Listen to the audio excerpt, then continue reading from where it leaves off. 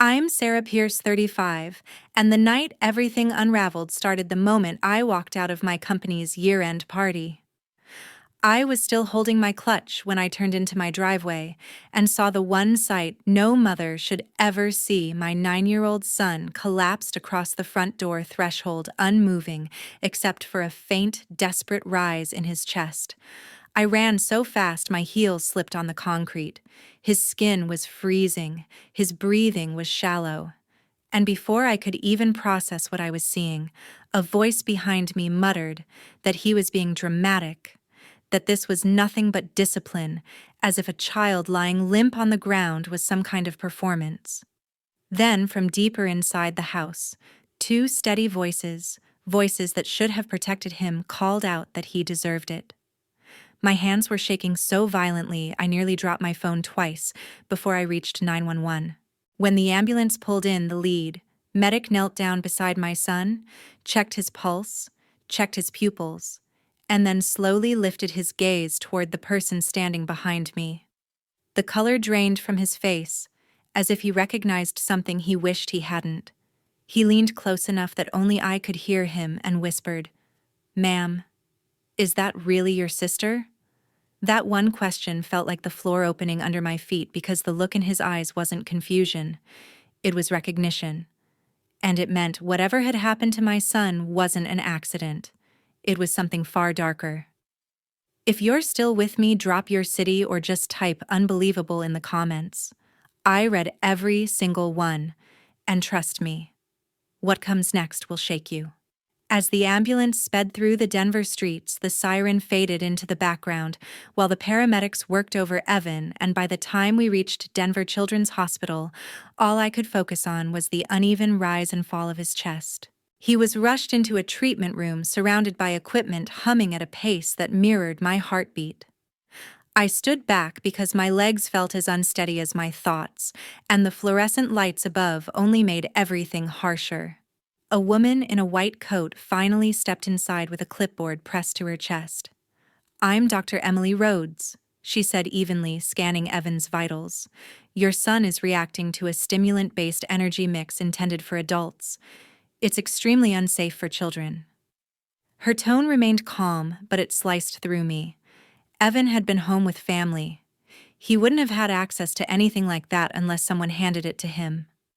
Dr. Rhodes left to order more tests, and I moved to Evan's bedside. His eyelids fluttered before he forced them open, and he looked at me with a foggy, frightened confusion.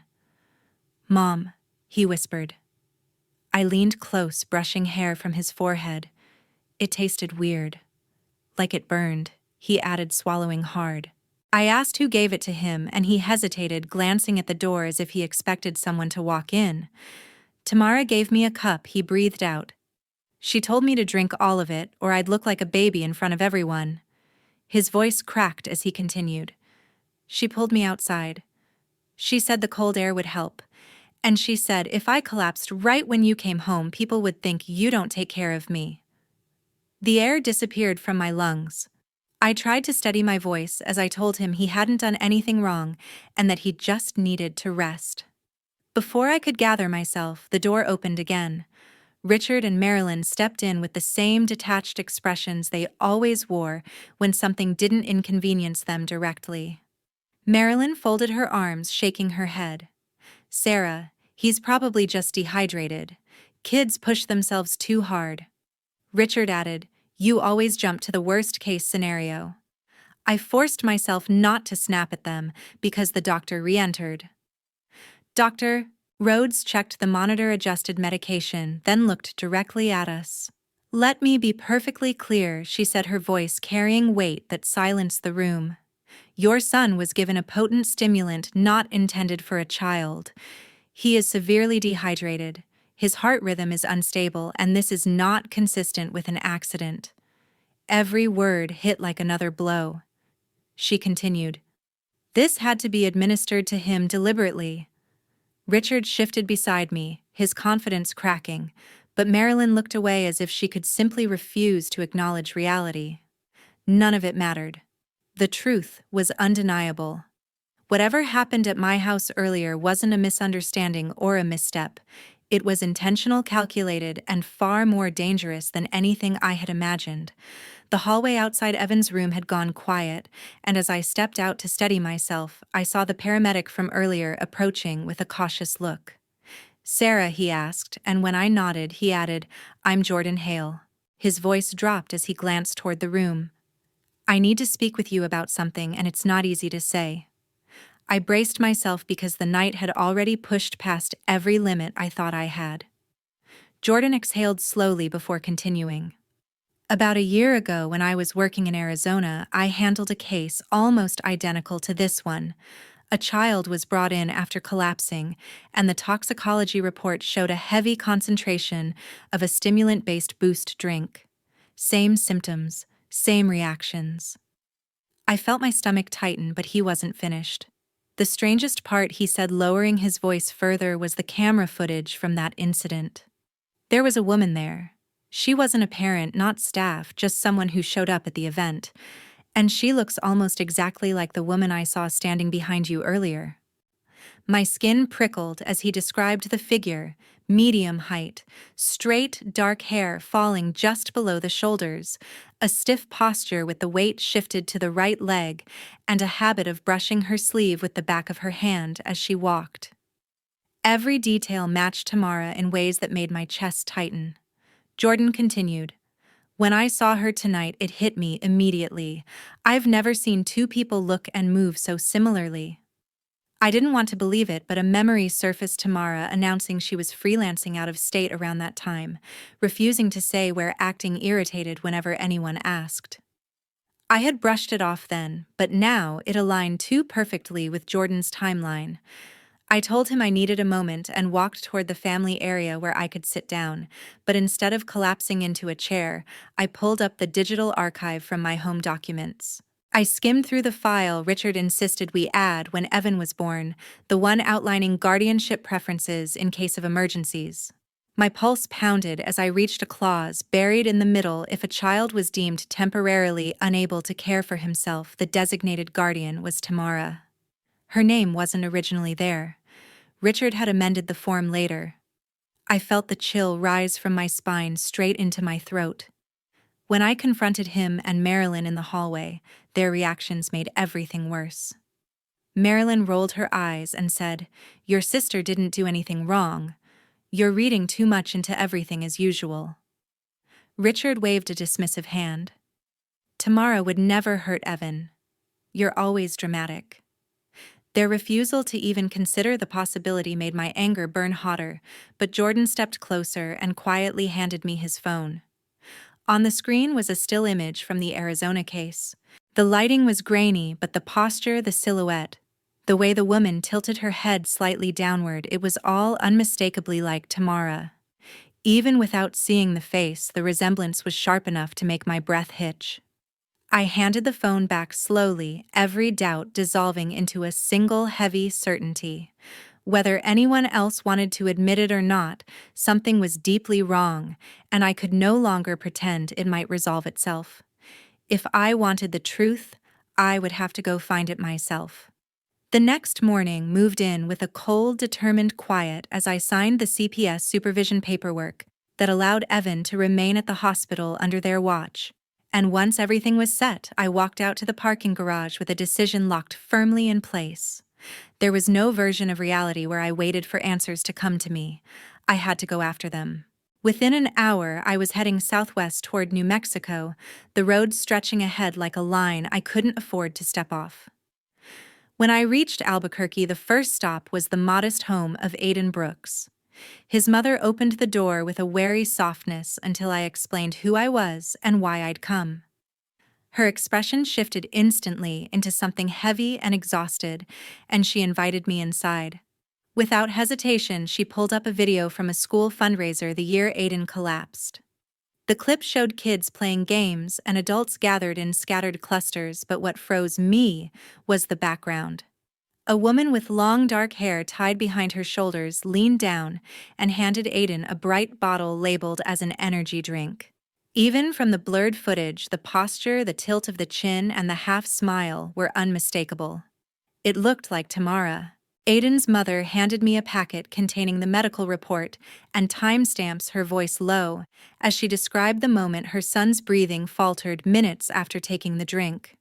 I thanked her and left for the next state with the weight growing heavier by the mile. By early afternoon, I reached a YMCA facility in Utah, where Noah Sanders's father had agreed to meet. He led me to a small office and queued up a surveillance recording from the day Noah collapsed.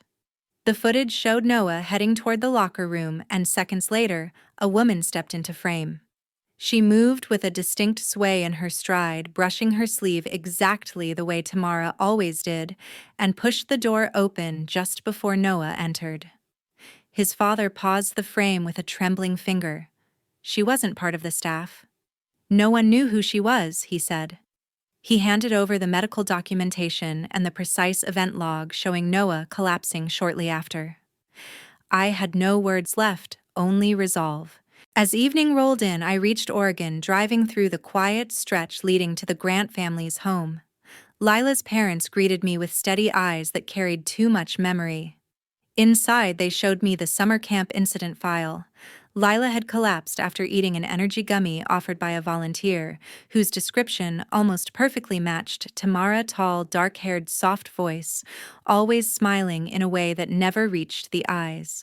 They handed me a folder containing the toxicology results timeline and a photo snapped by another parent of the volunteer walking away from the snack table. The angle obscured the face, but the outline was unmistakable. I felt my breath tighten as I organized the materials on their dining table.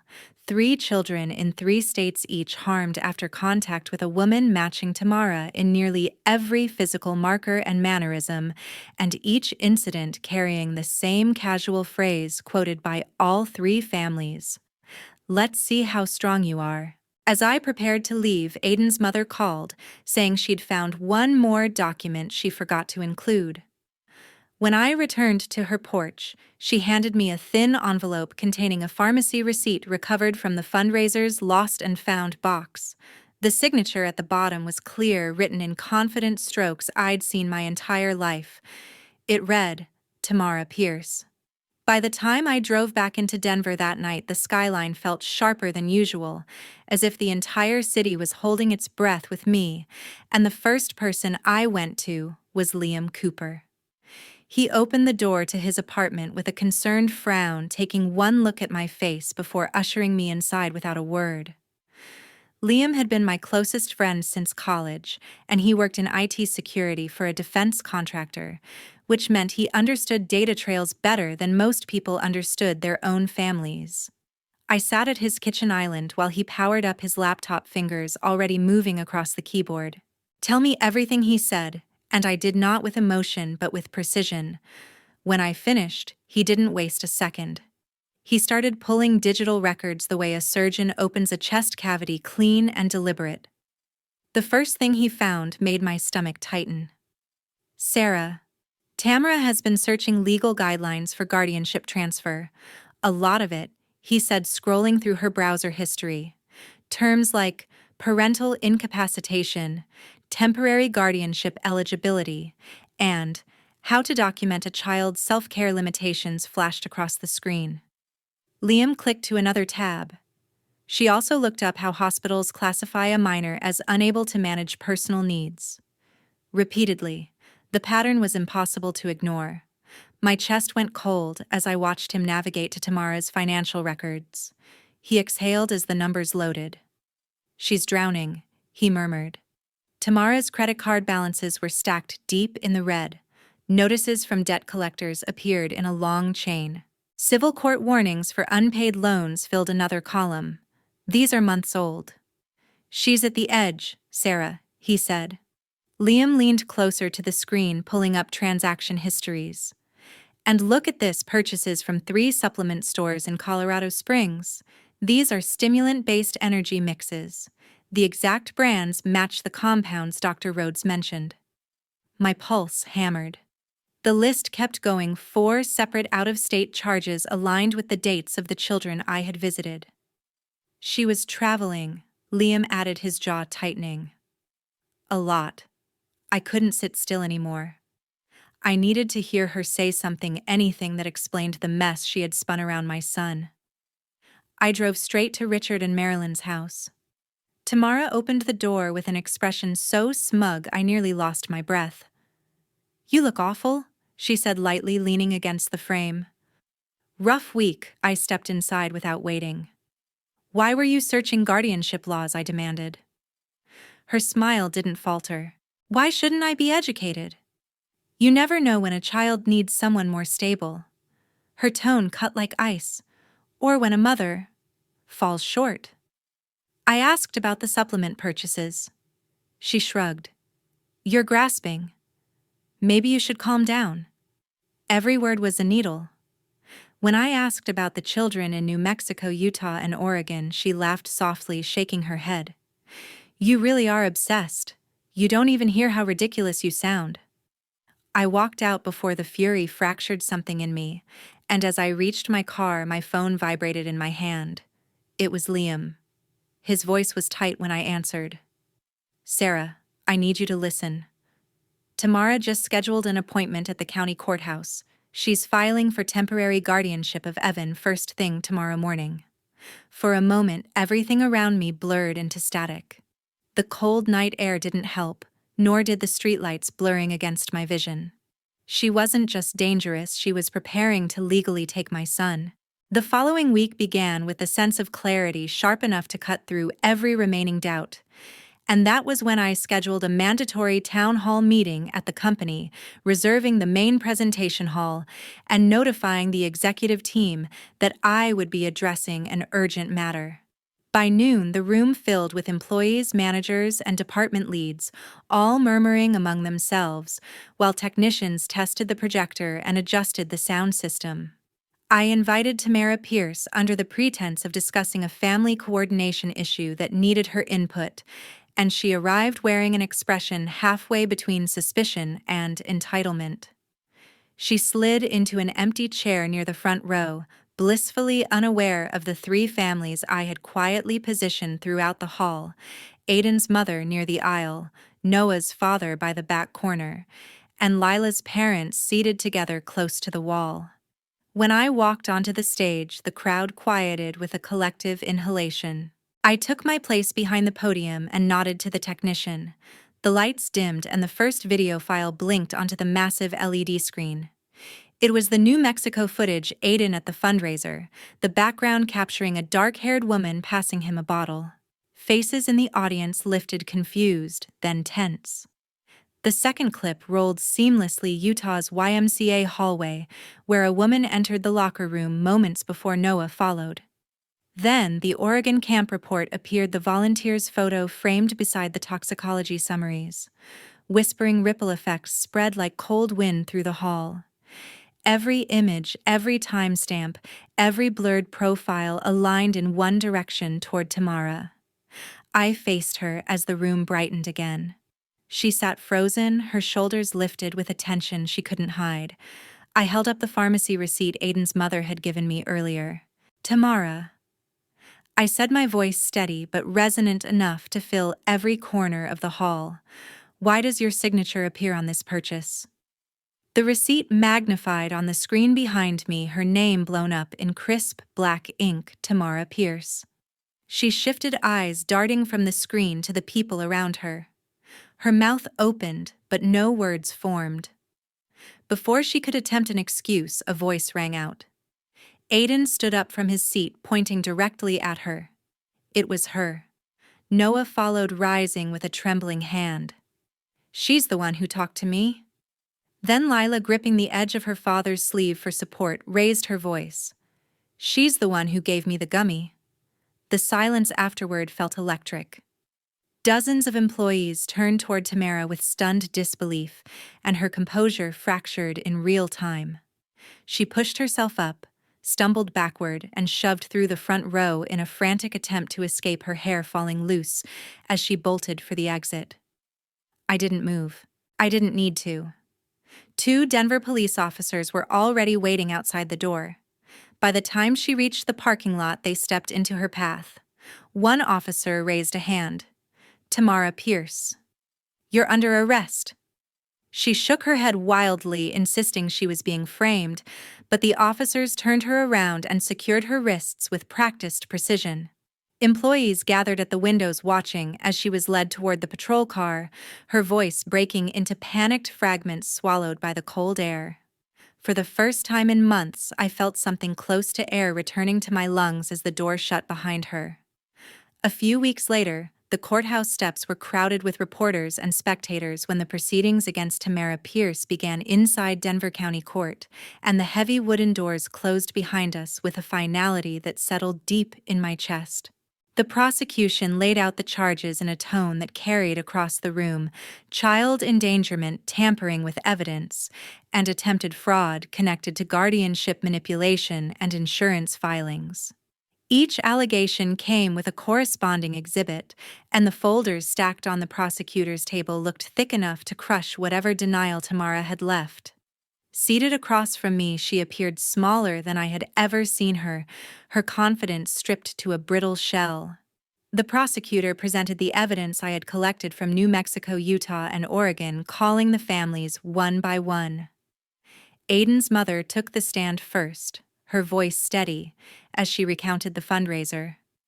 Noah's father followed, describing the locker room incident with visible strain.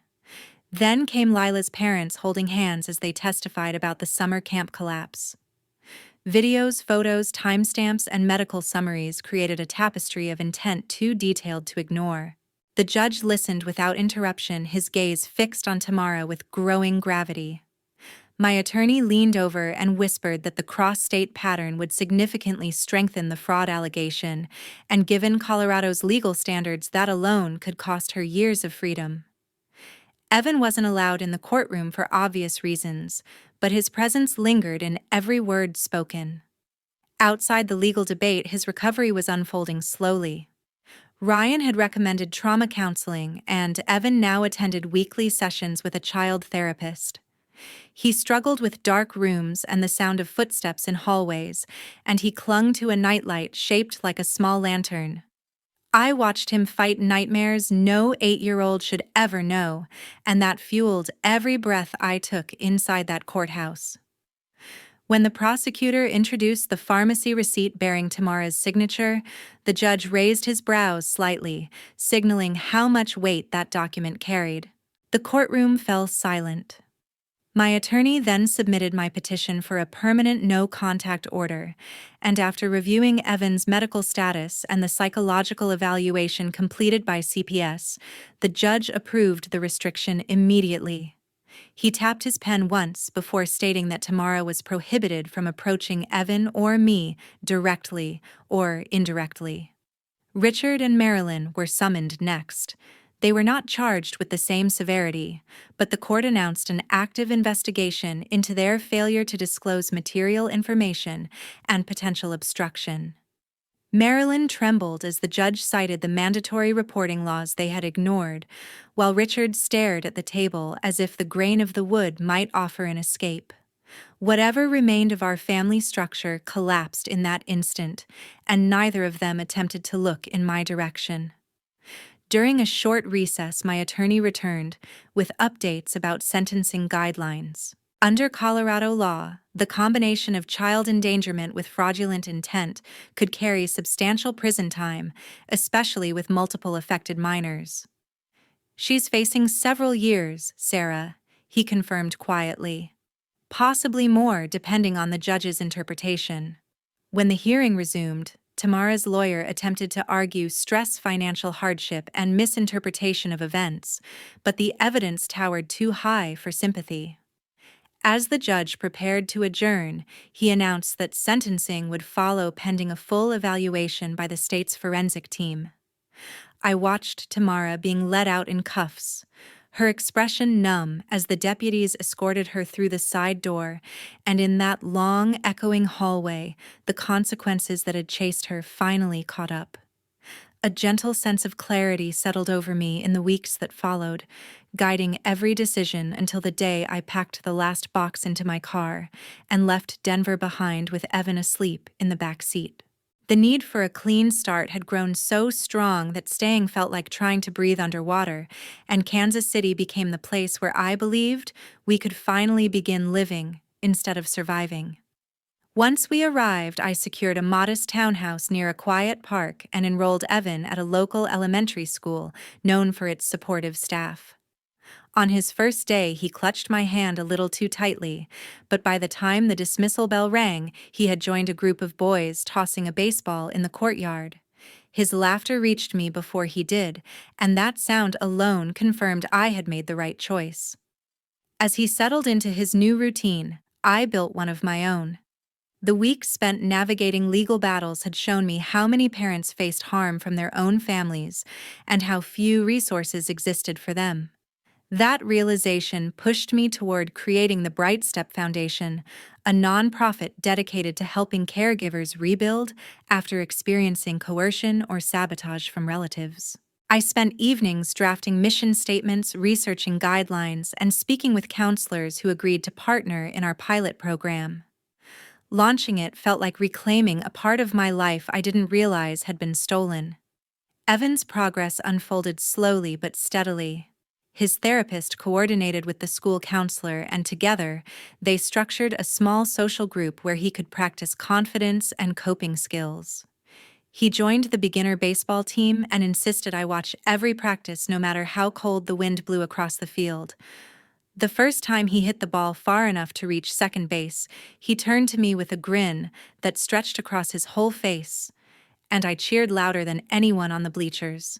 One afternoon, while we sat on the back steps eating popsicles, Evan leaned against my shoulder and asked in a small, casual voice, "Mom, are we ever going back to Denver?" The question caught me off guard, not because I hadn't expected it someday, but because he asked it with curiosity, rather than fear. I brushed a stray piece of hair from his forehead and answered honestly, "No, sweetheart. There's nothing there that belongs to us anymore." He studied my expression for a moment as if weighing whether my certainty could become his own, then nodded and leaned into my side again. As the days passed, our home filled with new rhythms, morning pancakes, after-school baseball gear piled near the door, meetings for the foundation, weekend walks through the city market. Even with the shadows of our past still lingering, they no longer dictated our steps. Instead, they remained behind us like distant echoes we no longer turned toward. One Friday evening, after a long week of school and meetings, we walked to the little hill near our neighborhood park. The sunset painted the sky in warm streaks of orange and gold. Evan ran ahead, his baseball glove tucked under his arm, and when he reached the top, he spun around with a wide, unguarded smile that lit up his whole face. In that moment, standing in the gentle glow of fading daylight, I saw the unmistakable sign of healing taking root. For the first time in a very long time, my son was truly happy.